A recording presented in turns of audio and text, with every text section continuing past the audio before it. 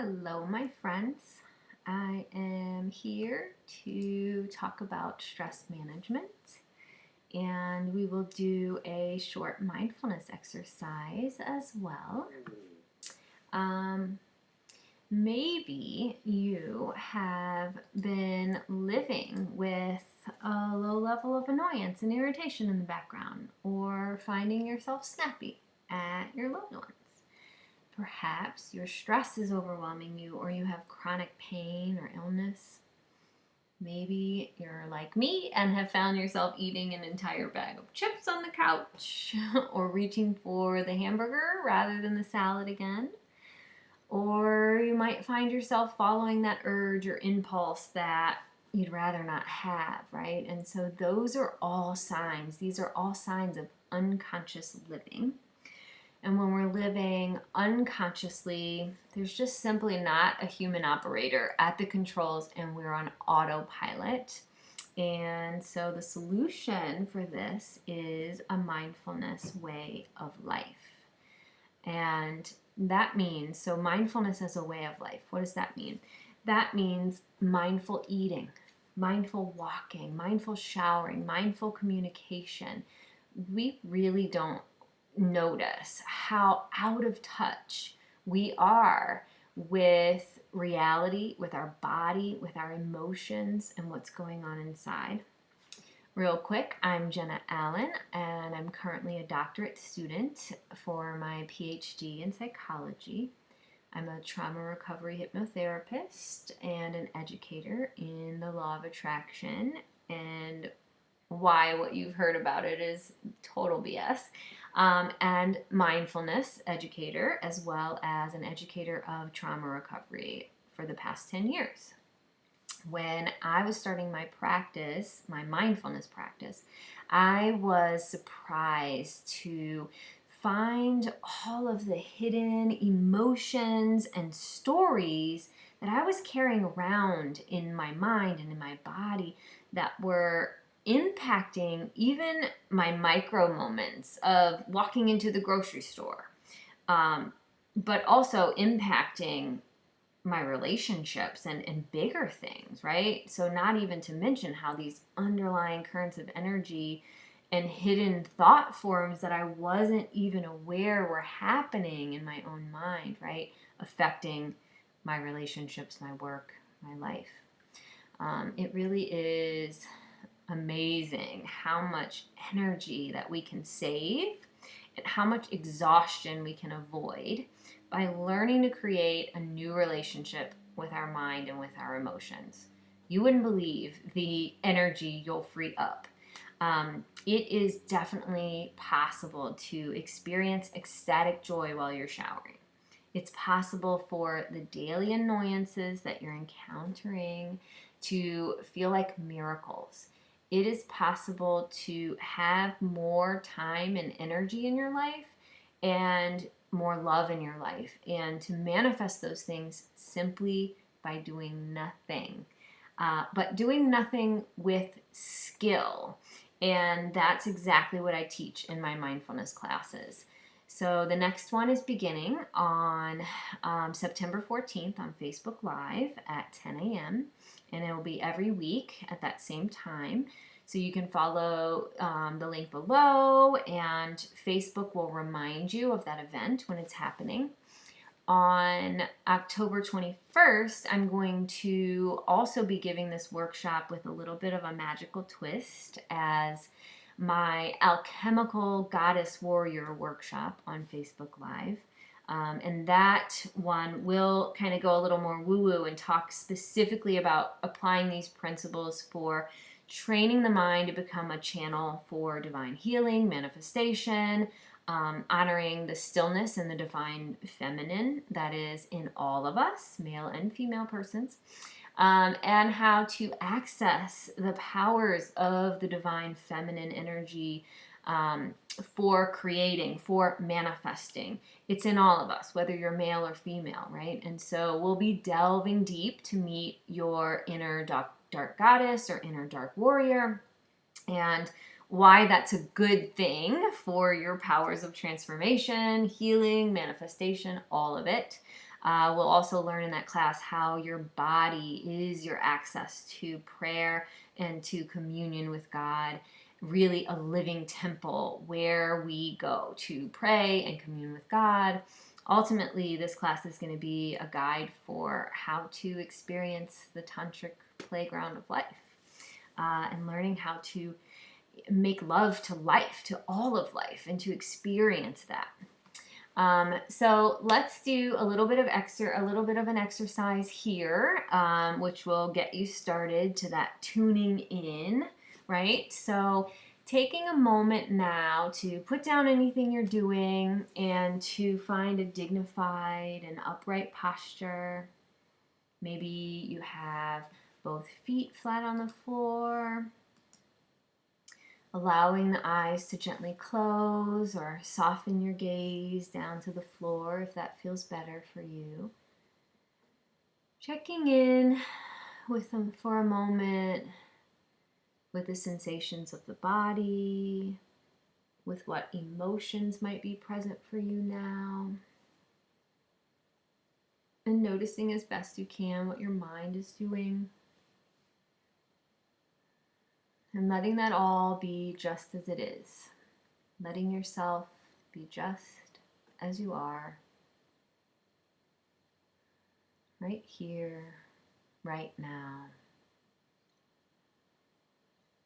And as best you can, taking your awareness into the body to notice the sensations of the breath.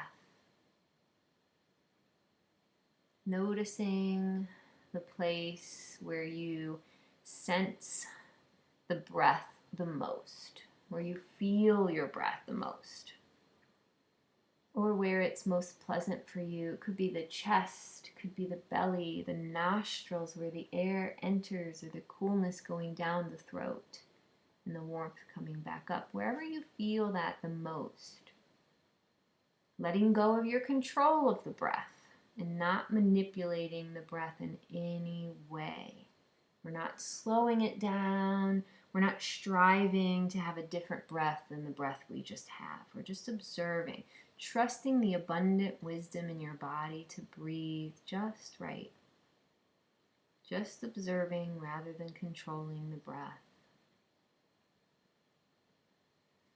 And maybe you notice how the breath expands the chest on the inhale and falls away on the exhale.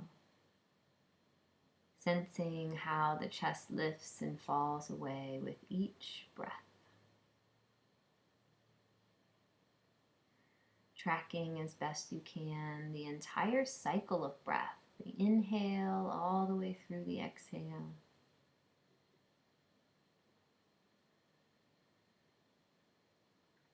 Simply tracking the sensations of each inhale and each exhale. Allow yourself to get as close as you can to the sensation of your breath.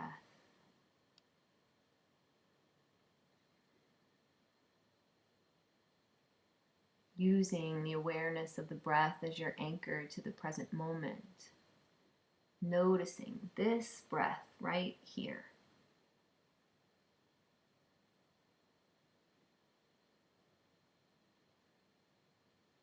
Noticing this breath here.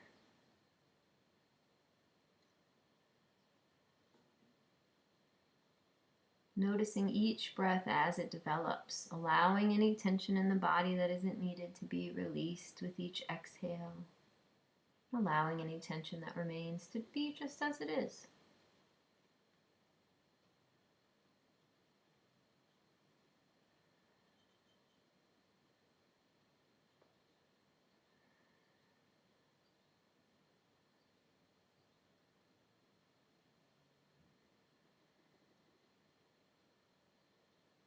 Where is your attention now? Where does it go during the quiet moments? Is it rehearsing the past or rehashing the future or analyzing something? Or judging yourself? Each time you notice that your mind has wandered off, that means you're doing the practice just right. That's your moment of mindfulness. When you gently bring your awareness back to the breath, you've created a moment of mindfulness. Sensing how the chest lifts or expands on the inhale and falls away on the exhale.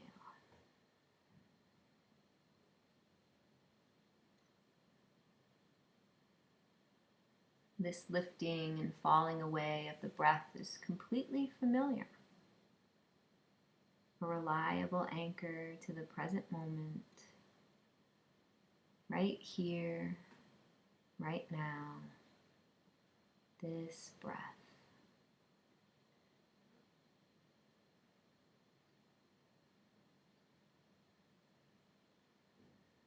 Allowing yourself to the space to be just as you are. Breathing in and breathing out. Right here in this moment.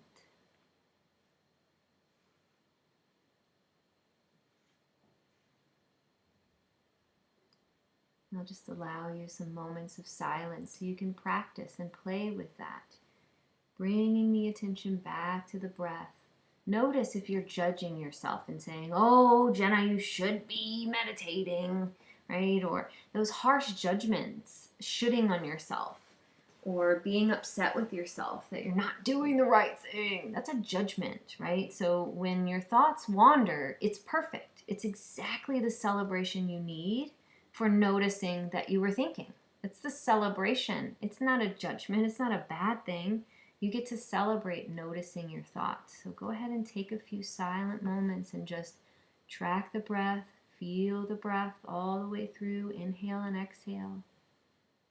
And keep bringing that awareness back to the breath.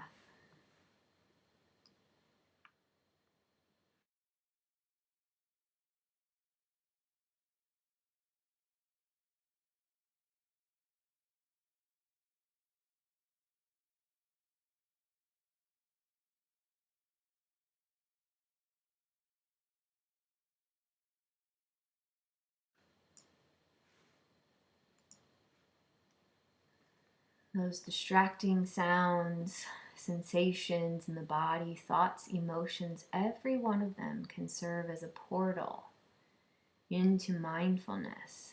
Celebrating the moments you catch yourself in distraction, those are your mindful moments.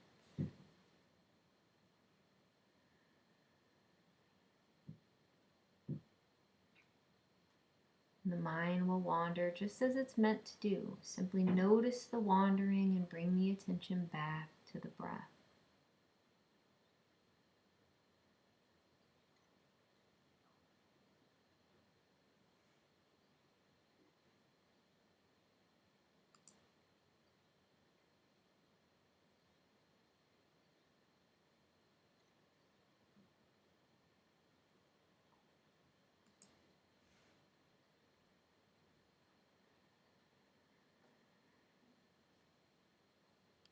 Taking a couple of final breaths mindfully.